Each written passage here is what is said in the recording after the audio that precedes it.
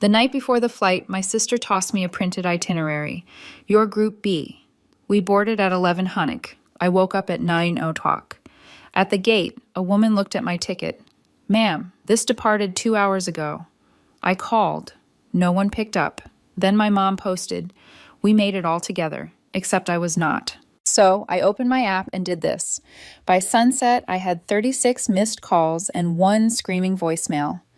We're stuck in town. What did you do? My name is Catherine. I'm 30, the oldest, the planner, the one who keeps batteries in a labeled drawer and a small notebook with everyone's shoe size just in case. I fix things for work, IT support at a hospital, and fix things for family by default. If something breaks, it finds me. If a form needs filling, it lands in my inbox at 11:58 p.m. with a can you just attached. My parents raised us on family first. It sounded warm when I was a kid. As an adult, it often means Catherine fixes it. My sister Leah is 2 years younger, good at charm, bad at calendars. Everyone's favorite since she could smirk. She's the fun one, Mom says, laughing like that's a job title. I'm the reliable one. Reliable pays. We were finally doing a group trip, Florida Beach House. All 4 of us, Mom said 100 times. I booked the house months ago, paid the deposit on my card because the owner only takes 1 payer. Flights were messy, so Leah took over because she knows deals. She tossed around phrases like companion fare and credit from last time. I let her because I was tired. She asked me for my frequent flyer login to link miles. I gave it. She said she'd print the itinerary for me because I like paper. The night before the flight, Leah swung by my apartment with a grin and a stapled packet. Your Group B. We board at 11, she said, flipping the top page like a magician. Set 2 alarms. No cat time. I felt the small sting in that nickname and let it go. I checked my backpack, did the ritual, charger, passport, headphones, hoodie. I put the printout on the counter. I set 3 alarms for overkill. I texted the group chat, see you at the gate. Mom sent 6 palm tree emojis. Dad wrote, leave early, security's a mess. Leah sent a gif of a plane taking off and wrote, we got this. I woke up at 9 o'clock. I was proud of myself. Showered quick, coffee to go. At the airport by 9:55, bag through, shoes on, belt off, belt on. I walked to the gate at 10:25, feeling like a functioning adult. A woman in a navy blazer scanned my paper. She tilted her head, squinted, scanned again. Ma'am, this departed 2 hours ago. My brain did the cartoon screech. No, my boarding says 10:40, Group B. She pointed at the tiny print. Different date, different flight number. Your reservation was changed. The 8 a.m. to Tampa already left. I called Leah, straight to voicemail. I called Mom, straight to voicemail. I checked our chat. Nothing. Then I opened Instagram without thinking. And there it was. Mom's post. We made it all together. 3 exclamation points, a photo of Dad with his carry-on, Leah in sunglasses, Mom with a neck pillow. No me. I stood at the gate with my dumb paper and a knot in my chest that felt old. I looked at the ticket, then at the app icon on my phone, the one with my name on the card, my points, my booking for a beach house. They were already calling ours. I opened it with my thumb. I didn't plan anything. I just needed to see the truth on a screen that wasn't lying with palm trees. A text from Mom pinged right then, like a slap and an apology at the same time. Already at the hotel. Signal bad, then nothing. The picture said, all together. The app said, primary card on file. Catherine M. The gate agent said, ma'am. The buzzing in my head said loud and clear, this is not new. It's just louder. I put the paper in the trash. I sat down. I opened the app and looked at every place my name had been used, like a handle. If you want to understand that morning, you have to understand the months that built it and the years that taught me what my family means by help. It started small. Senior year, Leah forgot to submit her FAFSA. Mom called me at 12:12 a.m., whispering like a spy in a sitcom. Can you jump on and do it? I did. When her first apartment stalled because she lost a pay stub, I wrote a letter, scanned it, pretended to be her HR contact. When she quit a job after 3 weeks because the manager was negative, Dad called me and said, "Be a leader. Spot her rent." I sent $450. When the family phone plan got messy, I took it over. It made sense at first. One login, one bill, clean. Then Leah started using payment plan extensions like coupons. The late fees were family emergencies. My card kept absorbing tiny hits. The trip was supposed to be a reset. Mom turned 60. She wanted a week where nobody fought and everybody did a puzzle at night with music from Dad's youth. I did the email with options. Leah wrote, "Too pricey. I found a cheaper house." Dad wrote, "Too far from water. I found one with beach access and 9 points font." Mom wrote, "Perfect. You're a genius. I paid the deposit, $1,250, on my card." "Well, Zellu in pieces," Mom said. The pieces never arrived. "Can you just carry it to check in?" she asked. "It's simpler. Flights were the point," where Leah raised her hand. She loves the move where she volunteers loudly and disappears during the hard part. "Let me handle it," she said in a family chat. "I have miles." She texted me privately, "Need your miles too, so we can pull." She added a little thumbs up and trust me. I handed over my login. She sent back a thumbs up, then silence for 2 weeks. I gently asked any updates. She sent a sneaker emoji and wrote running point. I didn't press. I wanted to believe. Meanwhile, the ask stacked. Mom texted, "Can you cover the rental car? We'll Venmo when we land." Dad added, "Get the insurance too. I don't want to be responsible." Leah said, "We should upgrade if it's cheap. It's Mom's birthday." Cheap meant Catherine pays. I said, "I can cover my portion and the deposit. I can't finance the experience." It felt brave to type that. Mom responded with a sad face. "Dad called me and spoke in parables. When your grandmother was alive, she always made sure the oldest took care of things." Leah texted, "It's literally not that deep." That's her favorite sentence when someone else is paying. 2 days before departure, I sent, "Please confirm flight time, booking codes, who's holding the car." Leah replied, "Printed for you?" That should have been a red flag the size of Florida. She handed me the packet the night before with a grin that meant, "Aren't you lucky to have me?" She never said the word change. She never said the word 8 a.m. She never said, "We're leaving without you." Why would they? I've been the elastic band forever. They stretch me. I snap back to shape. I'm the one who drives an hour to drop off a charger. I'm the one who borrows my own ladder to fix Dad's gutter because the handyman is too expensive. I'm the one who picks Mom's prescription because her app is confusing, then sees a Sephora bag in the passenger seat she bought that morning. Each time I decide not to say anything because not tonight. Money got awkward in our family years ago when I worked 2 jobs to pay off a dumb credit card mistake and quietly got debt-free. I built a little emergency fund. Leah called that hoarding. Mom called me obsessed with security. Dad said, "You can't take it with you." Like the goal was to die broke and happy.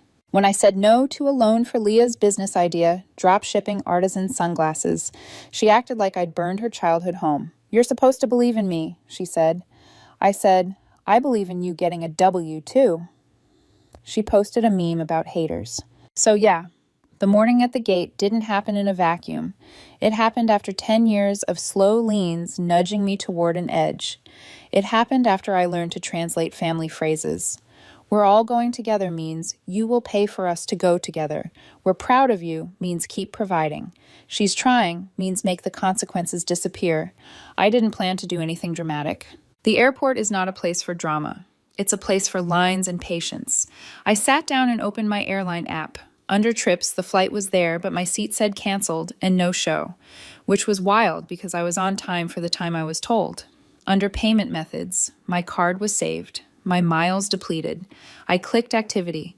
2 upgrades were processed at 6:13 a.m. Not for me. I clicked companion. Leah had added herself as the primary traveler for 3 legs. My name was a tag on the bill. I switched to the rental app. The reservation was in my name. Check-in at 3 p.m. Payment due at pickup. Primary driver, Leah added by account owner. I clicked house booking. The owner had messaged me. "Hi, Catherine. Check-in code is released once balance is paid. See you after 4. Balance due. $2,500. The Pay Now button pulsed like a dare. I stared at the screen. I heard the gate calls for flights that weren't mine. I waited for my phone to light up with a "Where are you?" It didn't. I scrolled Instagram again like an idiot and saw Mom's caption, "All together." I zoomed in. There was a sliver of Dad's grin, Leah's hand flashing a two-finger peace sign. Mom's nails blue to match her suitcase. No space for me? My stomach did the thing where it flips and then settles into cement. A stranger sat down 2 seats away and sighed. "Missed it?" she asked, nodding at my empty gate. I almost told her the whole story. Instead, I said, kind of. I looked at my phone, my card, my login, my name at the top of every bill, and finally heard the part of me that was done. Sometimes a boundary is not a speech. Sometimes it's a setting in an app with a little trash can icon next to a saved card. I went to the counter first because I'm nice even when I'm mad. "Is there any way to get to Tampa today?" I asked the agent. She clicked. "Everything's oversold. Tomorrow, stand by, maybe." I thanked her. I sat back down. I opened the airline app and removed my card from profiles I didn't recognize. Family Travel Unders for Leah Miller Group, 2019. Weird aliases I had said yes to because we're all using this. I changed my password, turned on two-factor, removed trusted devices. I didn't cancel their tickets. I couldn't. They were already in the air. I just took my name off the fuel line. Then I opened the rental car reservation and read the terms 3 times. Primary must be present with matching ID. Payment card must belong to primary. Authorized drivers must be present at pickup. I clicked edit and removed Leah as authorized. It asked me to confirm. I did. I moved the pickup window to hold until 7:00 p.m. so I could make a choice later. I didn't cancel. Not yet. Last, the house. The owner had a free cancellation until noon box. It was 10:57. Balance due still sat there. I messaged, "Hi, small issue. Our group is not traveling together as planned. I'm not comfortable holding this booking with my card. I may cancel before the free window." "Thanks," she replied. "In 2 minutes. Understood. Let me know by 12:00. No hard feelings." I put my phone face down and breathed like every therapy reel tells you to. In for 4, hold for 4, out for 6. My hands shook anyway. I tried Leah again, then Mom, then Dad. Voicemail, voicemail, voicemail. I texted the group chat. I was given the wrong time and missed the early flight. Please call me. The dots bubbled. Then nothing. Silence is a language in my family. It says you'll fix it. At 11:40, I picked up the phone and made 3 decisions. Not revenge, just me stopping the bleeding. The airport loudspeaker was naming strangers and final boarding. I was watching the minute hand climb toward noon with the kind of focus I usually save for server outages. I called the bank first. "Hi, I need to remove an authorized user and dispute some charges." I read numbers. The rep clicked keys. 2 upgrades at 6:13 a.m. I didn't authorize those. I said they used my saved card because it was on a family profile. He said I can flag those as unauthorized from a linked account. Like he'd heard this exact sentence 100 times. He canceled the old card and overnighted the new one. He removed Leah M. as an authorized user. I felt the first clean breath I'd taken all day. Then I opened the house booking. 11:51. I wrote the owner. "I need to cancel. I'm sorry for the trouble." She replied instantly. Canceled. Refund of deposit will process in 5 to 7 business days. The app showed canceled. Free window. My card stopped being a bridge someone else could drive across. I stared at the screen until the fear cleared. No drama, just a confirmed button. At 11:57, I changed the rental car pickup to cancel. The app asked, "Are you sure?" It listed the policy twice like it wanted to shame me. I clicked yes. It gave me a confirmation number I wrote in my notebook because that's who I am. Then I deleted the rental company from my wallet because I wanted no part of it. 1200 hit like a tone in my chest. I sat back and waited for my phone to explode. It didn't. It stayed quiet while I bought a black coffee and a plain bagel because choices feel loud after you make a big one. At 12:17, Mom's post popped up. We made it all together again, but now with beach in the background and a caption about "so blessed." I wrote in the Notes app, "Don't take the bait. I'm not proud that I needed a note to myself, but I did." At 10:03, Leah finally texted, "Phone died. Chill." We landed. Uber is crazy. Send car details plus house code.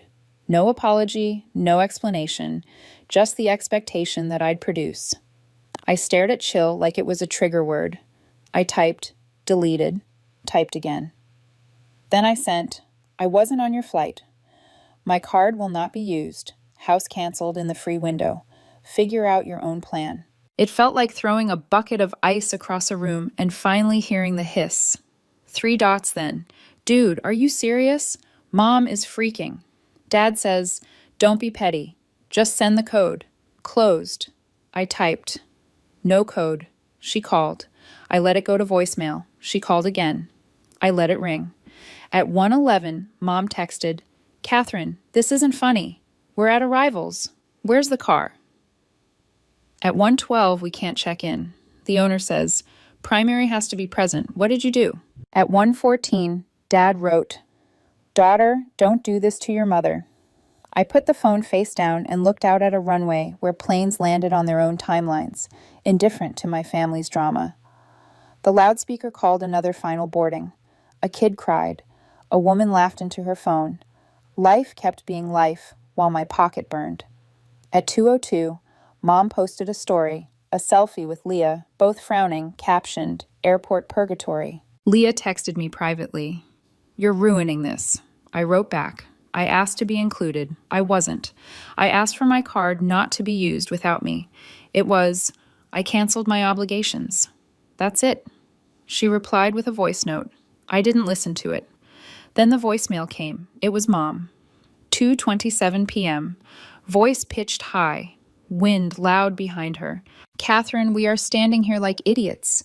The car people say they need you. The house says they need you. I posted we were all together and people are texting me. What did you do? We're stuck in town."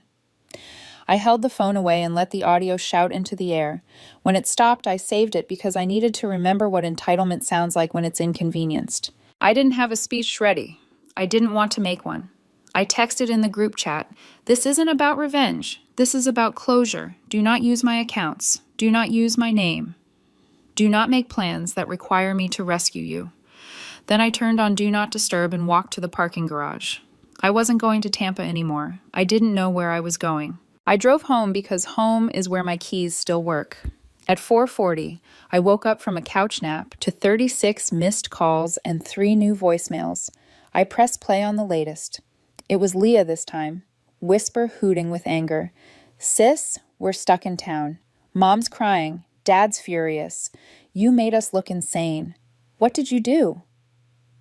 I sat up and said out loud to no one, "I chose myself." It sounded cheesy and true. At 5:10, the house owner messaged, "Got a call from your family. I'm sorry you're going through it. Boundaries are hard.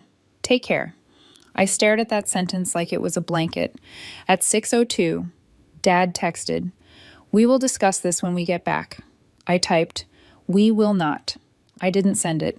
I set my phone down and opened my laptop instead. I changed every travel password. I removed every saved card. I removed Mom and Leah as authorized users from anything with my name. I printed a list and taped it inside a kitchen cabinet. Subscriptions I pay for me only. It felt petty, insane. At 7:20, I ordered a pizza and ate it on a plate because I deserved better than a box. At 8:05, I opened a new bank account named Emergency. At 9 o'clock, I texted Leah one more line, "Stop contacting me today." She answered with 9 gray bubbles that I didn't read. Do Not Disturb did its job. For the first time since I got the itinerary, I breathed without feeling like I was stealing oxygen. They landed somewhere near water and found a motel with a broken ice machine. I know because Mom posted a photo of a sunset with the caption, "Not what we planned." There were 8 sad faces in the comments, and one aunt who wrote, "Catherine will make it right." I blocked the aunt for 30 days and felt like a rebel. The next morning at 8:07 a.m., Dad called. I let it go. He left a message about the family reputation. At 8:16, Mom texted, We paid for breakfast without you. At 8:30, Leah sent a spreadsheet screenshot with new costs, circled in red, and a note, "You owe us half." I laughed out loud alone in my kitchen, and then I stopped laughing because it wasn't funny. It was familiar. I wrote one text I could live with. I will not pay for plans made without me, nor for charges on accounts I do not control. Stop asking. I sent it to the group chat so no one could play telephone.